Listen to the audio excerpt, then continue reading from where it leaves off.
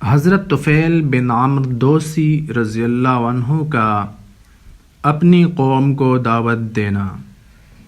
محمد بن اسحاق رحمۃ اللہ علیہ کہتے ہیں کہ حضور صلی اللہ علیہ وسلم اپنی قوم کی طرف سے سخت رویہ دیکھنے کے باوجود ان کی خیر خواہی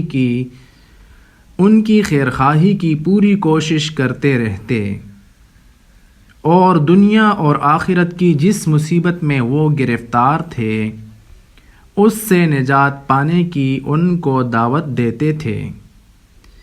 جب اللہ تعالیٰ نے قریش سے حضور صلی اللہ علیہ وسلم کی پوری حفاظت فرما دی تو انہوں نے یہ رویہ اختیار کیا کہ لوگوں کو اور باہر سے آنے والے عربوں کو ڈرا کر حضور صلی اللہ علیہ وسلم سے ملنے سے روکتے۔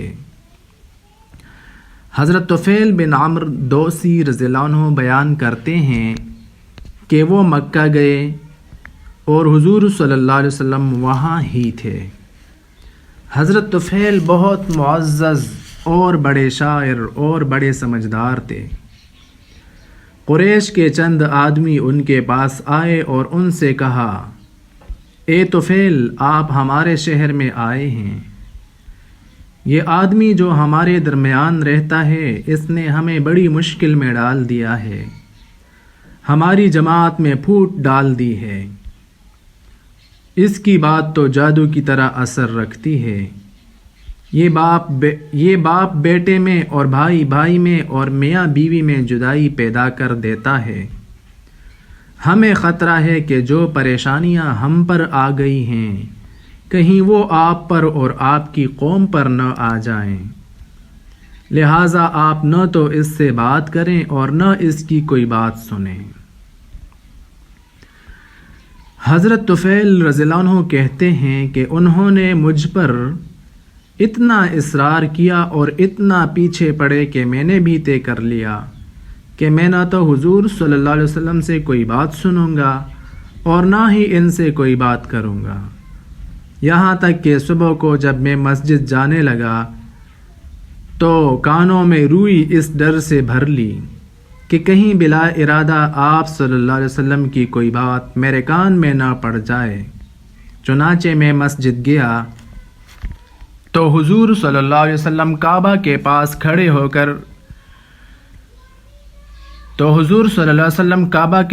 کھڑے ہوئے نماز پڑھ رہے تھے۔ میں آپ صلی اللہ علیہ وسلم کے قریب کھڑا ہو گیا۔ اس ساری احتیاط کے باوجود اللہ تعالیٰ نے مجھے حضور صلی اللہ علیہ وسلم کے بعض الفاظ سنا ہی دیے۔ مجھے وہ بہت اچھا کلام محسوس ہوا تو میں نے اپنے دل میں کہا، میری ماں مجھے روئے، میں ایک سمجھدار اور شاعر آدمی ہوں، اچھے اور برے کلام میں تمیز کر لیتا ہوں، اس میں کیا حرج ہے کہ میں ان کی بات سنوں؟ اگر اچھی ہوئی تو قبول کر لوں گا اور اگر بری ہوئی تو چھوڑ دوں گا۔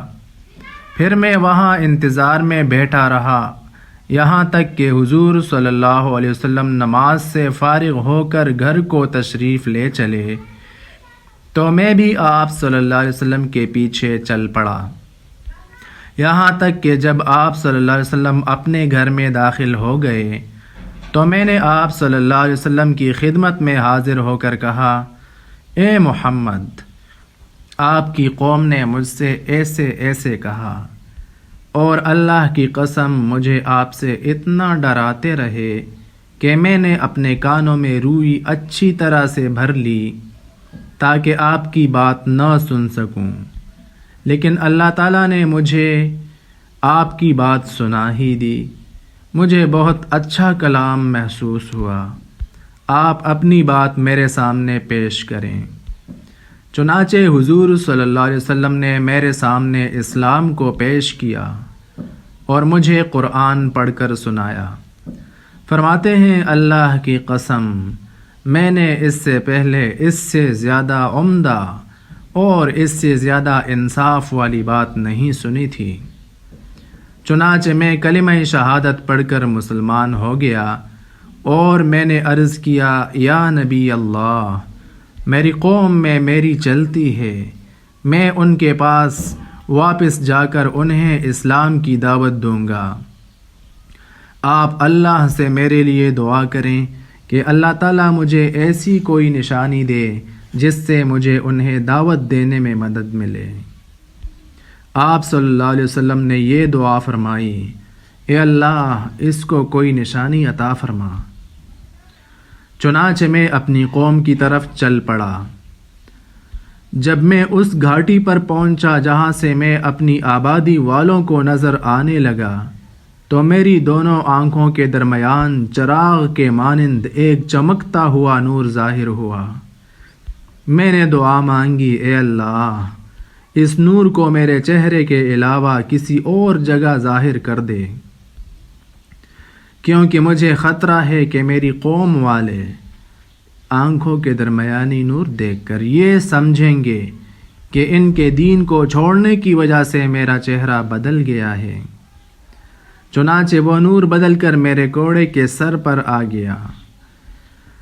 جب میں گھاٹی سے آبادی کی طرف اتر رہا تھا تو آبادی والوں کو میرے گھوڑے کا یہ نور لٹکے ہوئے قندیل کی طرح نظر آ رہا تھا جسے وہ ایک دوسرے کو دکھا رہے تھے، یہاں تک کہ میں ان کے پاس پہنچ گیا۔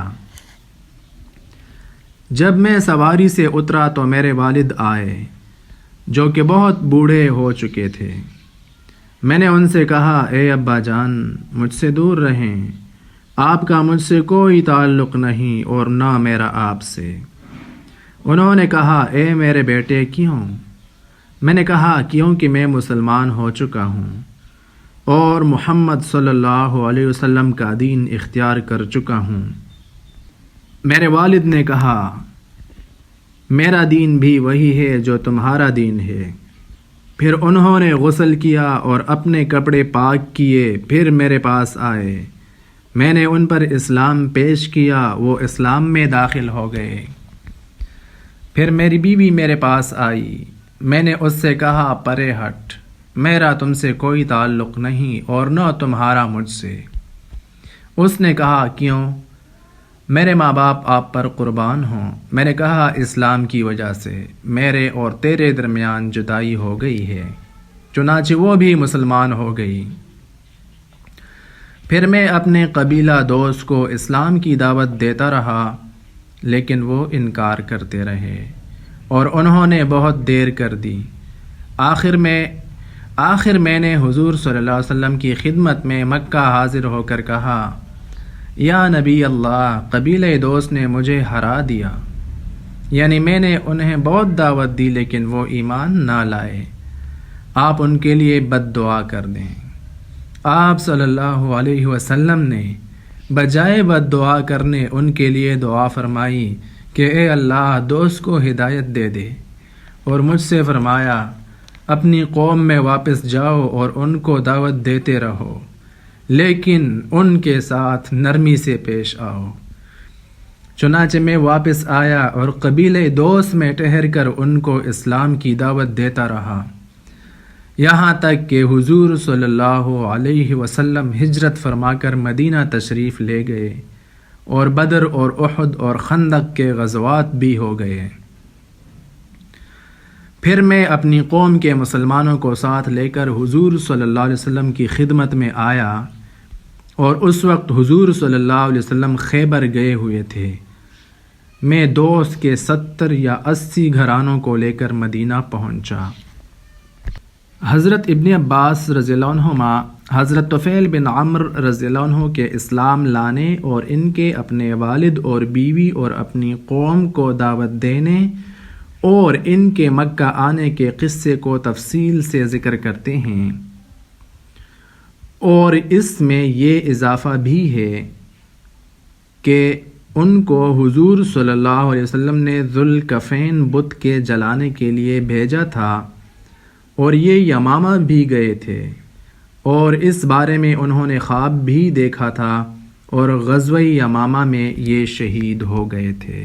اصابہ میں ابو الفرج اصبہانی کے واسطہ سے ابن کلبی کی یہ روایت ہے کہ حضرت طفیل رضی اللہ عنہ جب مکہ آئے تو ان سے قریش کے کچھ لوگوں نے حضور صلی اللہ علیہ وسلم کی دعوت کا تذکرہ کیا اور ان سے یہ بھی کہا کہ وہ حضور صلی اللہ علیہ وسلم کا امتحان لے کر دیکھیں۔